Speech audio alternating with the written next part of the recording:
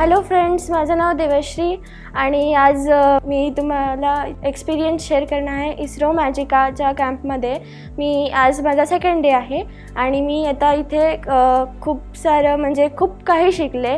आणि first thing की माझं म्हणजे एक्सपिरियन्स बघितलं तर मग मी लास्ट इयर कॅम्पला गेले होते। तिथे म्हणजे लाईक खूप म्हणजे असं वेगळं शिकले, पण तरीसुद्धा I was not satisfied.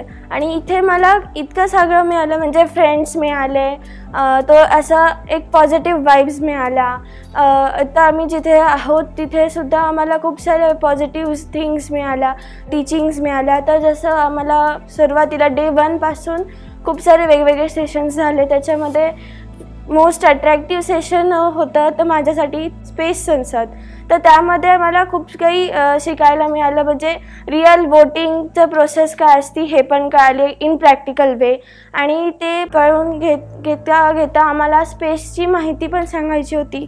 So मग एक क्रिटिकल थिंकिंग पण आम्हाला ॲनालायझिंग पण खूप चांगल्या ठिकाणी, म्हणजे असं एक पॉझिटिव्ह वाईब्सच्या ठिकाणी आम्ही आहोत। हिल्स वगैरे आम्ही असं एकदम ते नॅशनल हायवेवर आमचं इथे आम्ही राहतो।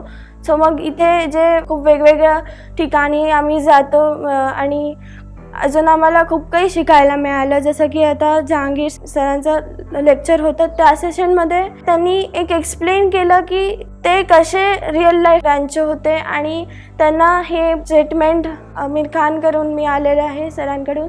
ते त्यांनी एक्सप्लेन केलं की त्यांनी कसे एक्सपेरिमेंट्स बनवले अँड ते खूप अट्रॅक्टिव्ह होते की छोटे वेस्टपासून त्यांनी एक बेस्ट आयटम तयार केलं, जे डेकोरेटिव्ह पण होतं, यूजफुल पण होतं।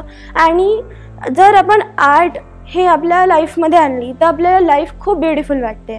आणि ज्यांना ते करून घ्यायचं आहे नक्कीच इस्रो मॅजिकाच्या कॅम्पमध्ये ते नक्कीच करू शकतं, कारण नुसतंच तेवढं नाही तर आम्ही भरपूर साऱ्या ॲक्टिव्हिटीज ह्या आर्टपासूनच केल्या।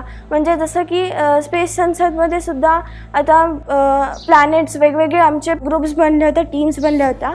त्या टीम्सचं नाव प्लॅनेट्सचे ठेवले होते, म्हणजे 9 प्लॅनेट्स आम्ही चूज केले होते अँड त्यामध्ये वेगवेगळे प्लॅनेट्स जसं युरानस, नेपच्यून हे सगळे असे नावं ठेवले होते।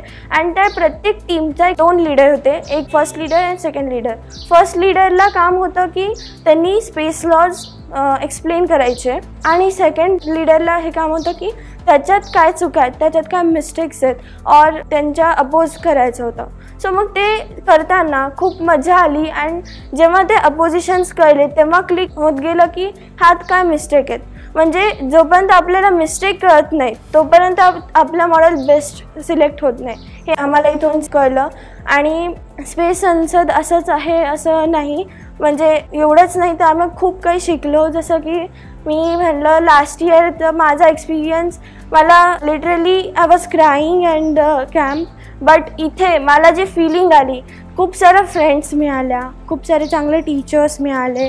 ते टीचर्स इतके छान होते की म्हणजे एकदम फ्रेंडली वातावरण होतं इथे अँड अशा वातावरणात राहायला नक्कीच सगळ्यांना आवडतं।